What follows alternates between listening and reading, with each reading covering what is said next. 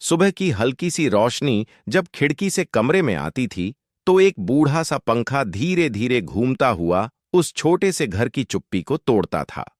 मां रसोई में खटखट करके रोटियां सेंक रही होती। चूल्हे की आंच पर तपती रोटियों की महक पूरे घर में फैल जाती थी। पिताजी, जो एक साधारण दफ्तर में चपरासी की नौकरी करते थे, अपने पुराने झोले में फाइलें और टिफिन रखने की तैयारी करते। उनकी साइकिल दरवाजे के बाहर टिकी होती, जंग लगी घंटी और मुड़ी हुई हैंडल वाली, लेकिन समय की सबसे भरोसेमंद सवारी वही थी। मां ने टिफिन खोला, उसमें 4 रोटियां, थोड़ा अचार और आलू की सूखी सब्जी रखी। टिफिन बंद किया और मुस्कराकर कहा, आज जल्दी लौट आना, बच्चों ने कहा है कि पापा के साथ खाना खाएंगे।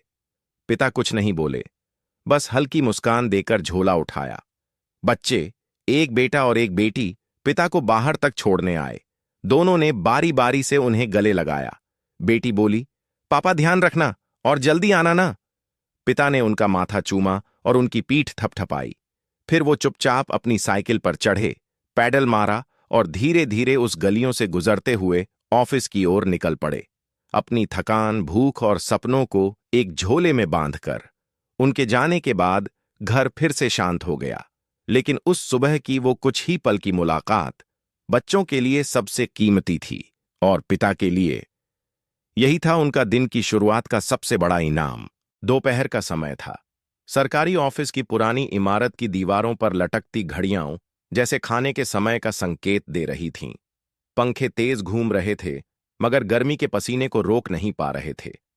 फाइलों के ढेर के बीच एक शांत कोना था, जहां पापा बैठा करते थे, अपने पुराने लकड़ी के टेबल पर, जिसकी दराज कब की टूट चुकी थी। धीरे धीरे सभी सहकर्मी टिफिन लेकर अपने अपने कोनों से निकलने लगे। किसी के टिफिन से सब्जी की खुशबू आ रही थी, तो किसी के टिफिन में गरम गरम पराठे थे।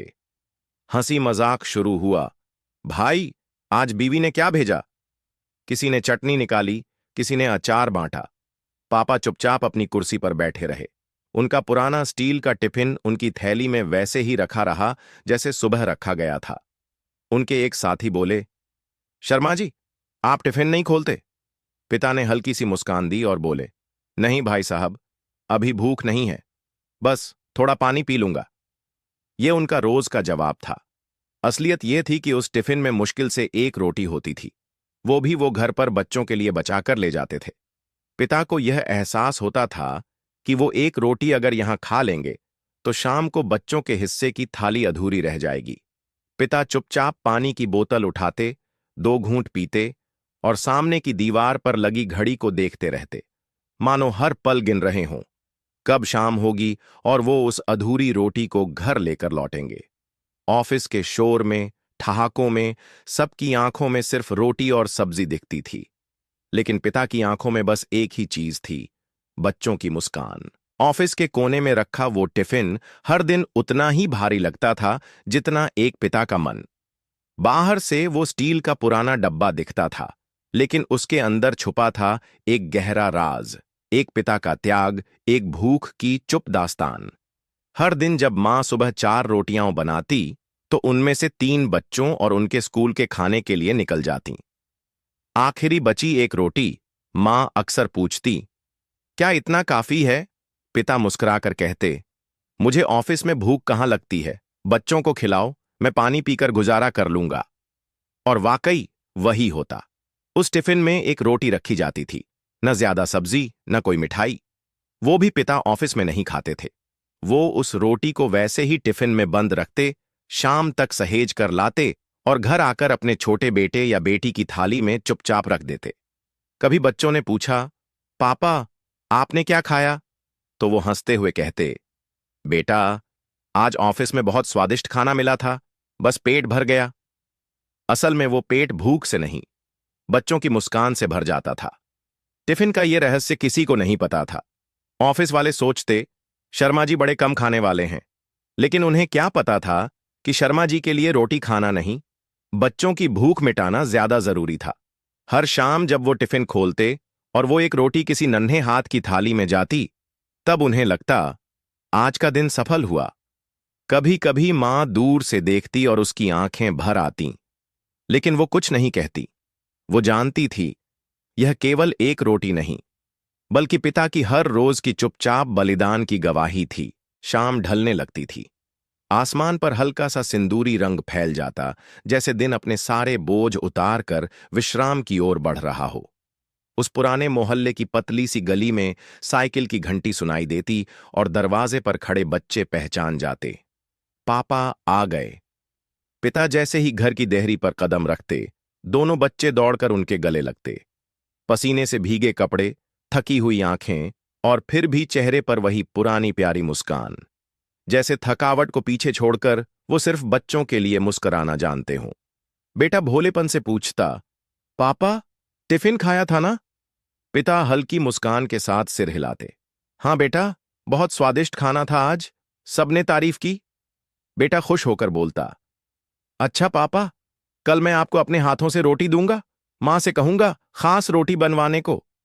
पिता ने उसकी नन्ही सी हथेली को थाम लिया। आंखों में थोड़ी नमी थी, लेकिन उन्होंने वो आंसू पलकों के पीछे ही छुपा लिए।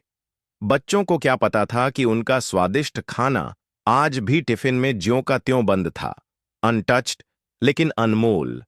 मां एक कोने से देखती रहती। वो जानती थी सच्चाई, लेकिन कुछ नहीं कहती।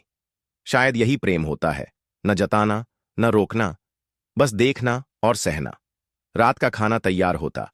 बच्चे हंसते बोलते पापा के साथ बैठते, और पिता, जो दिन भर कुछ खाए बिना लौटे थे, फिर बच्चों की प्लेट में रोटी तोड़ते हुए कहते, आज तो खाना और भी स्वादिष्ट लग रहा है।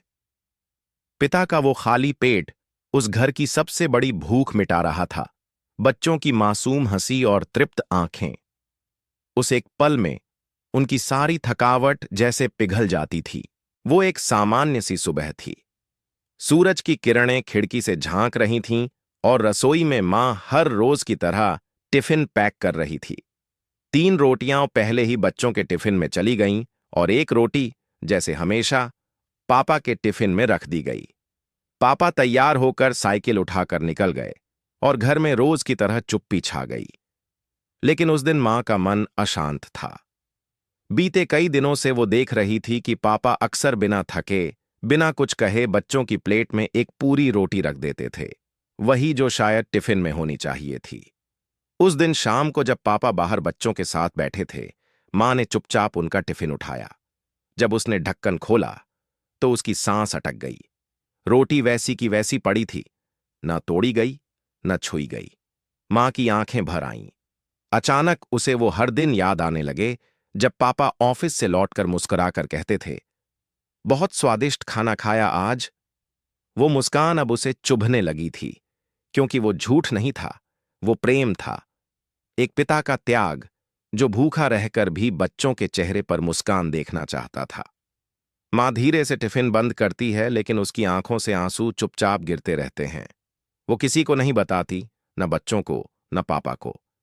बस उसी शाम रोटियां सेंकते समय वह एक रोटी और बनाती है, इस बार बिना पूछे। जब पापा झोला उठाने आते हैं, मां धीमी आवाज में कहती है, आज से एक रोटी और रखूंगी। भूख नहीं, ये बलिदान है, अब और नहीं।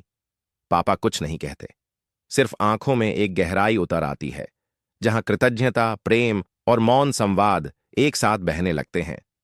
उस दिन के बाद मां ने कभी टिफिन की ओर नजर नहीं उठाई, लेकिन हर दिन उसमें 2 रोटियां रखती रही, एक पिता के पेट के लिए और दूसरी बच्चों की मुस्कान के लिए। घर के आंगन में बच्चे खेलते हैं, हंसते हैं और बेफिक्री से पापा को आवाज लगाते हैं, पापा, देखो मैंने नई कविता सीखी। पिता मुस्कराते हैं, सर हिलाते हैं और पूरी थकावट के बावजूद बच्चों के पास बैठ जाते हैं। उनके चेहरे पर वही शांति है, वही अपनापन, जो हर दिन की तरह आज भी है। लेकिन कोई नहीं जानता कि वो मुस्कान कितनी भूख के बाद आई है।